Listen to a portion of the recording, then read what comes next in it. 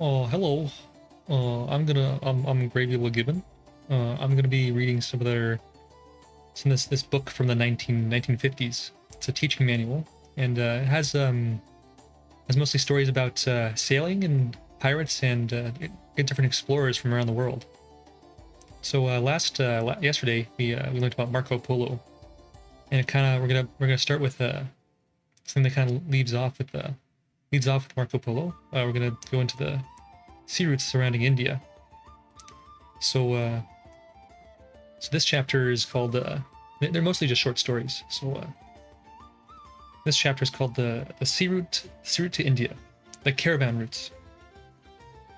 The story of Marco Polo's travel to Cathay and of the jewels which he brought back with him made many merchants from Venice and Genoa decide to journey farther to east than Constantinople and Acre, the seaports at the eastern end of the Mediterranean. Some followed the footsteps of the Polos and journeyed overland across the deserts, through the mountains passes, and on to Cathay. The rulers of Cathay welcomed these merchants from distant Venice and Genoa. And this time, as we know, most of the land to the east of the Mediterranean Sea belonged to the empire of the Khans. Previously, we learned about Kubalia Kan and how he was good friends with Marco Polo and his uncle and his father. And he didn't really want him to leave, but I guess he was marrying off his daughter. He decided to send them away. Marco Polo came back and he was telling everybody about his big adventures in Asia. And everybody's like, oh wow, that's pretty special, that stuff. So we're gonna continue on from there.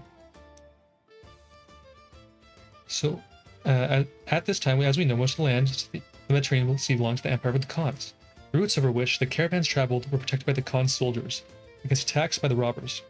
In many parts of the kingdom, especially in the Cathay itself, there were fine highways. At the Khan's orders, inns were built along the roads.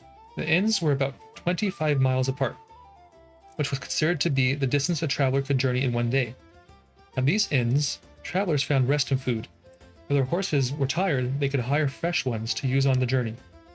As many as 400 horses wwere kept at an inn for this purpose. Wow, that's quite a lot of horses.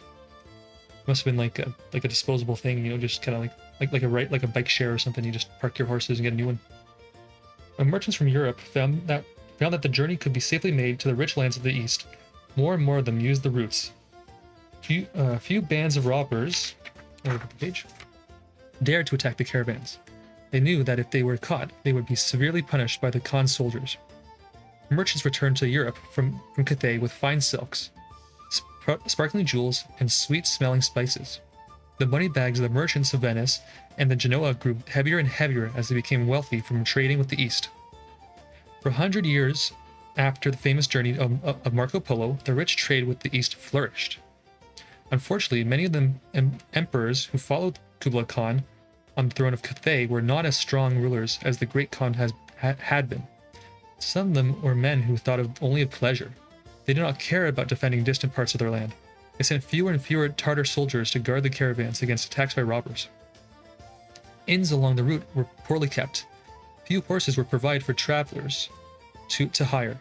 Native chieftains who were dissatisfied with the Khan's rule rose up and freed their lands. About 170 years after Marco Polo's visit to Cathay, the Khan was overthrown and the great empire fell. In 1943, Turks and Arabs seized control of the countries to the east of the Mediterranean. The Turks were even able to cross into Europe from Asia and capture the great city of Constantinople. They allowed merchants from Venice and Genoa to buy goods from them. They would not permit Europeans to travel over their lands. They forced the merchants to pay great prices for the goods which they offered for sale. In many parts of Europe, men who want to buy goods from the east began to wonder if there was another way of reaching Cathay and India besides the overland routes across Asia. One of the first to try to find another way to the east was a young Prince of Portugal, Prince Henry, who was born more than 500 years ago in 1394. If you look at the map on page 39, this is the map. The map is this map. You will see that Portugal in the southwestern Europe, which is Where is it? There you go, all the way at the top where Lisbon is, where the beginning of that line is. Okay. You'll see Portugal in the southwestern Europe. You'll see too that it faces on the Atlantic Ocean, which was then known as the Sea of Darkness. Yeah, so you can cross it because once you go in there, it's just darkness. There's nothing there. But as we know, there's good old Canada and good old America and South America there. The men of Portugal were fine sailors who loved ships. Every day, Portuguese ships left the sheltered harbors along the seacoast and sailed into the rough waters of the great ocean to fish. The ships were small and had awkward sails. When sudden storms blew up, they often overturned and the crew were lost. Yeah, fishing was dangerous back then. You know, the sailors, it's the sailor's curse. You know, they love the sea, but the sea doesn't love them, as we all know so well. Some of the more daring Portuguese sailors had voyaged south and reached the waters along the west coast of Africa. Ooh, the Ivory Coast. There they found no good harbors. Oh, never mind. At the few places where they landed, the country was dry and sandy, and food and water were both hard to find. Like his countrymen, Prince Harry was very interested in ships. When he was only a small boy, he had watched vessels come into harbor from England, Iceland, Genoa, and Venice, and he had questioned the sailors about places they had visited. When Prince Henry became a man, his interest in ships and sailors grew. It seems to him that if sailors were to go on long, dangerous voyages, they would need better ships that they had at the time. Yeah. They need better ships. Yeah. Sailors, he thought, did not know enough about sails, ships, supplies, maps, and the instruments of navigation, which is very true. Most people who do a craft don't know much about their instruments. Do well to learn everything, maybe a little bit of everything just before you venture into a craft. Prince Henry decided to start a school for seamen on Cape St. Vincent, a rocky point of land jutting out into the Atlantic Ocean. Here the prince studied and taught others all he knew. Sailors came to his naval school, and after a thorough training were sent out as skilled mariners. Until the time of Prince Henry, sailors had been unable to tell in what direction they were going on. They were going on days when they could not see the sun. Prince Henry taught them how to use an instrument that had been employed for many years by Arab seamen on the Indian Ocean. This was the compass, whose needle always pointed to the north. Another new instrument about which they learned was the astrolabe.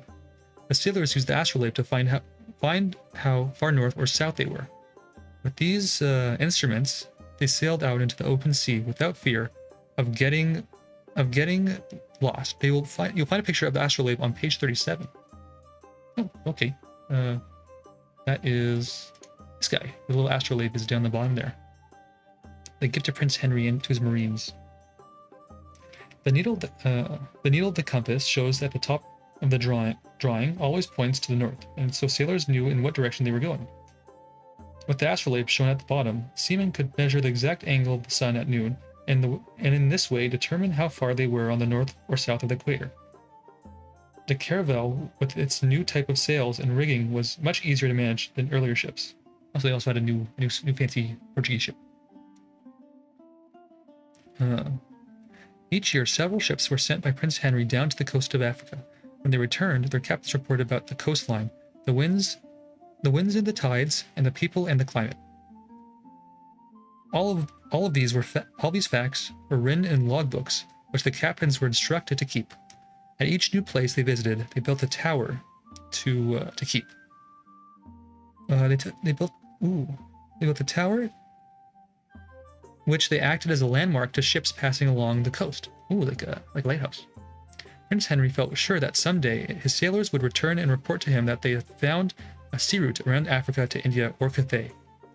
And just so you know, Cathay is Asia, or China specifically. Prince Henry had to teach seamen that many things they believed were untrue. As we have read, some mariners thought that if they were to sail very far to the south, they would get nearer and nearer to the sun, that their skin would become black, and that they would at last be burnt to cinders. Others believed that there were fire-breathing monsters ready to swallow up the ships, and crews which ventured far from the shores of Africa. Still, another story was that the continent of Africa stretched on the south forever, that no ship could sail around it to the east. Because of these beliefs, ships never traveled far from land, and at night anchored in a bay or harbor till dawn. The prince thought, through the long years of teaching, succeeded partially in showing seamen that many of their ideas were false and their fears unnecessary.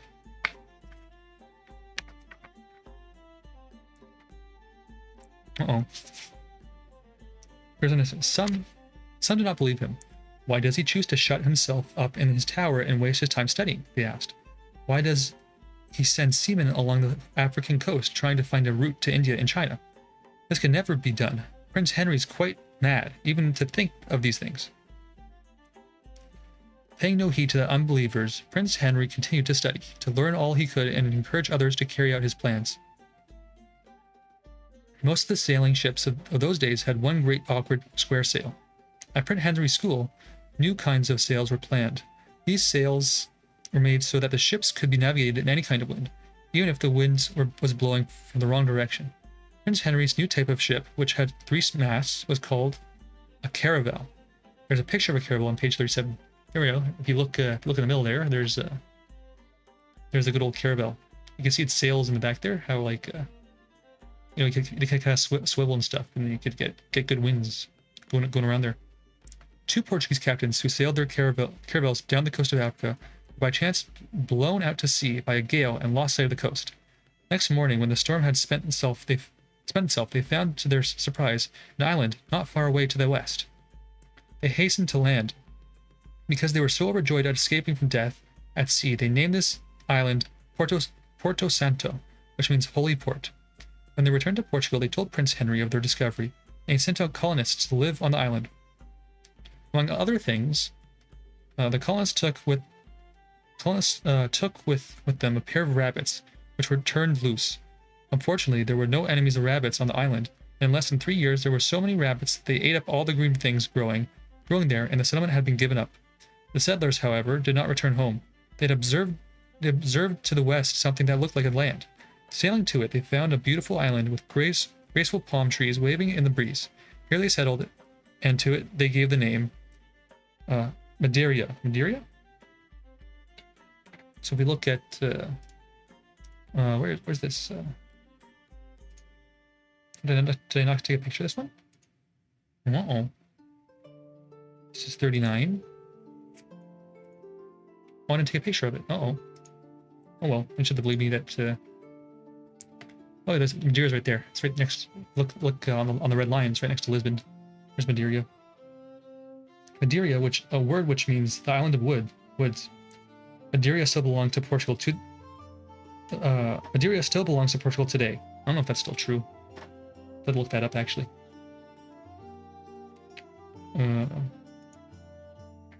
Madeira Island. Island in Portugal, yeah. So it still belongs to Portugal. To this very day. And the 1950s and to today. Each year, Portuguese ships sailed farther and farther to the south, hugging the coast of Africa. When ships reached the great bulging part of Africa, known as Cape Bojadar, their captains noted in their logbooks they had found no sea serpents, no sheets of flames, no boiling waters there, but an ocean as easy to sail upon as the waters at home. Sailors began to lose some of their fears of the unknown. They discovered a great white cape, which they named Cape Blanco, and there they found Arabs with whom they traded. In the holds of their ships, they brought back brass, silver, and gold. They also brought helpless people captured by the Arabs and sold as slaves. Thus began the slave trade in Africa. That's a pretty kind of breeze over that one. Seamen grew rich in this new trade, and Prince Henry no longer had to urge men to go on voyages. From towns on the banks of the Senegal and Gambia rivers, Portuguese sea captains returned home with great quantities of gold and silver. Far to the south, a little group of lovely islands was discovered. And because the leaves on the plants and the trees there were so fresh and green, they are named the Cape Verde Islands. Okay. So if you look on the map, Cape Verde is just a little bit below the Canary Islands. You see Cape Verde. Where was I? In all, 2,000 miles of coast was charted by the Portuguese sailors. On a Great Wall map, 6 feet in height, Prince Henry drew in the coastline as it was discovered, and marked all the places his seamen had visited.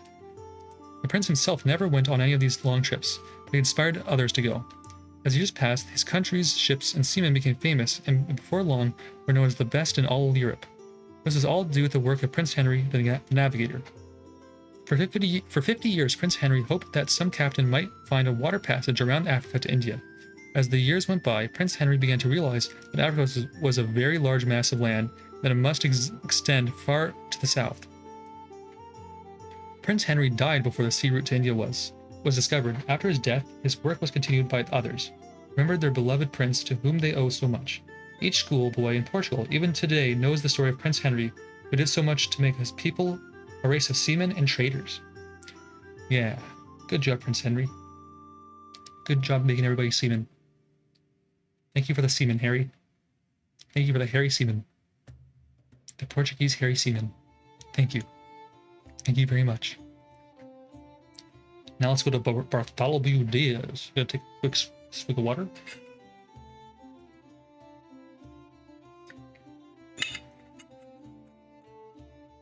Okay, now we're to Bartholomew Diaz. The great Bartholomew Diaz. The great sailor. The great charterer. After the death of Prince Henry, Portuguese ships continued to sail south along the west coast of Africa, staying close to the shore.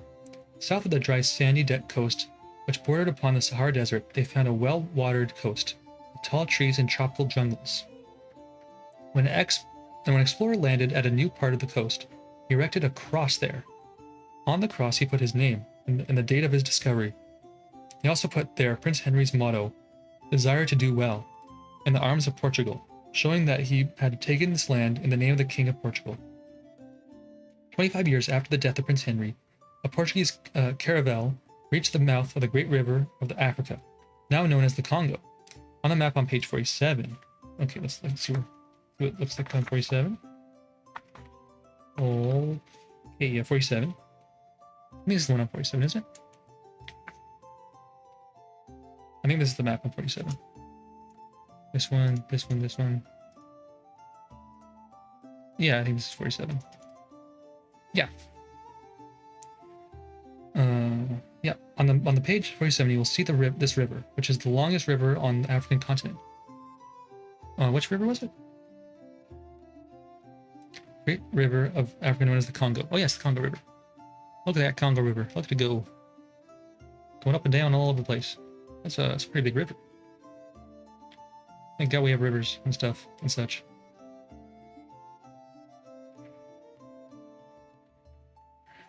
Among the skillful seamen of this time was Bartholomew Diaz. It was his hope that he would find the sea passage through or around Africa, the Atlantic to the Indian Ocean, which the Portuguese had been searching. The King of Portugal gave him 3 caravels with instructions to voyage until he reached India. From Portugal, Diaz sailed south close to the shores of the West Africa. The crosses which he found along the coast guided him on his way, as highway signs today help us when we travel on roads which are new to us. When he reached the cross at the mouth of the Congo River, well, actually, now we just use Google Maps and stuff, but yeah, it's not really the same, but pretty much the same. From the 1950s, it's the same. When we reached the cross at the mouth of the Congo River, he found that in this land, the sun at noon was directly over his head. The heat was almost unbearable. Without knowing it, Diaz had crossed the equator, which is an imaginary line around the world halfway between the North and the South Pole. If you look at the map on page 47, yeah, let's look at the map on page 47. You'll see where the equator is. Oh, where does it say? Where does it show the equator? I'm looking for it. Oh, the big line from Ceylon. If you look from your right to Ceylon, with a little cross. You'll see the big old line. Unless you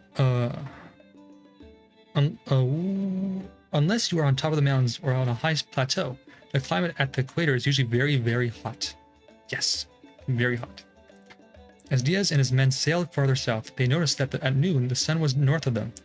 On their return, the Portuguese sailors reported this true fact, but they were not believed by the same people who found it easy to believe in sea serpents and seas of boiling water. Yeah, we all know how that works out. Leaving the Congo River, Diaz steered his ships southward along the coast, never before reached by white men. The sailors grew curious to find out what kind of land this was along which they were sailing. Orders were given to lower the boats and put it to shore. The sailors gazed into the wonder as herds of strange-looking animals with long necks. These were giraffes. Oh, they saw herds of giraffes. Imagine seeing a herd. It's terrifying. The landing place was named Diaz Point, after the commander, and there a cross was erected on which was his name and that of King John of Portugal. This cross remained for hundreds of years as a landmark to sailors, and the ruins of it may be seen even today. Diaz had planned to continue south, staying close to the shore, but a great storm arose and the winds drove his ship far out to sea. For 2 weeks the gale blew, tearing the sails into shreds and filling the sailors with terror. The weather became colder and colder, and the waves rougher and wilder. The tired and weary sailors looked only for shipwrecks and death. When at last the seas grew calm, a gentle breeze carried a ship to the east. In a few days, the little fleet came within sight of land. Although Diaz did not know it, he had rounded the southern tip of Africa and was more than 100 miles up the eastern coast. Food was growing scarce, and the fresh water barrels were empty. Orders were given to land. On a hillside, Diaz saw natives tending sheep and cows, so he named the inlet Cowherds Bay. Today, it's called Algoia Bay. The Portuguese tried to make friends with the black men who looked after the sheep, but the frightened natives fled inland, for they were afraid of these strange men with pale faces. After a time, Diaz made friends with some of them, giving them bells, red capes, and beads. They were a race of... Oh, never mind. We're gonna skip that. Yeah, their homes were round huts with thatched roofs. The men raised herds of cows and sheep, and hunted and fished. Their clothing was made of leather from the skin of cows. Bows and arrows, wooden spears, and clubs were their only weapons. And here's the picture. Oh yeah, here's the picture. Here we are. These are the people who Diaz saw in Africa, who lived in the round huts with the thatched roofs. These people were one of the Bantu tribes. They are still found today in great numbers in South Africa. Many of them have now adopted modern ways of living. When Diaz had told his crew of his plans to go on up the coast of India, the men were not pleased. Many were ill. They pleaded with Diaz to turn back. Diaz had high hopes of reaching India, but he could persuade his men to sail along the coast for only 3 more days. At the mouth of the Great Fish River, Diaz landed and put up another cross, to the last one he erected. Oh, poor Diaz. Let's go back to the map. The commander again begged his men to go on. They refused to listen to him.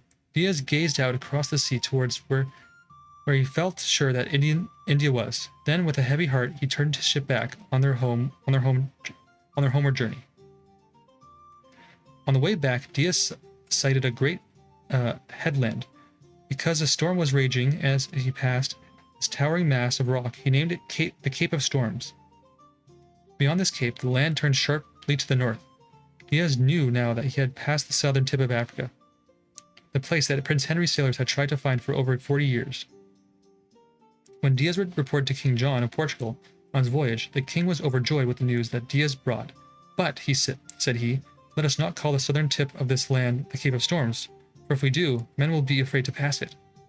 Let us name it the Cape of Good Hope, for it fills our hearts with joy and hope. We are now certain to find a sea route to India before long. Wow, that's good for you. Good for you, King John, making things nice for the sailors. We all appreciate that.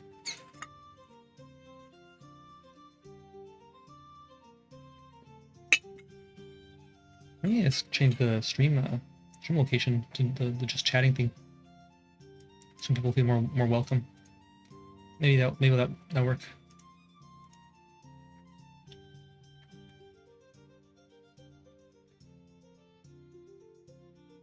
Maybe that's more appropriate. I'm not quite sure. Where are we on right now?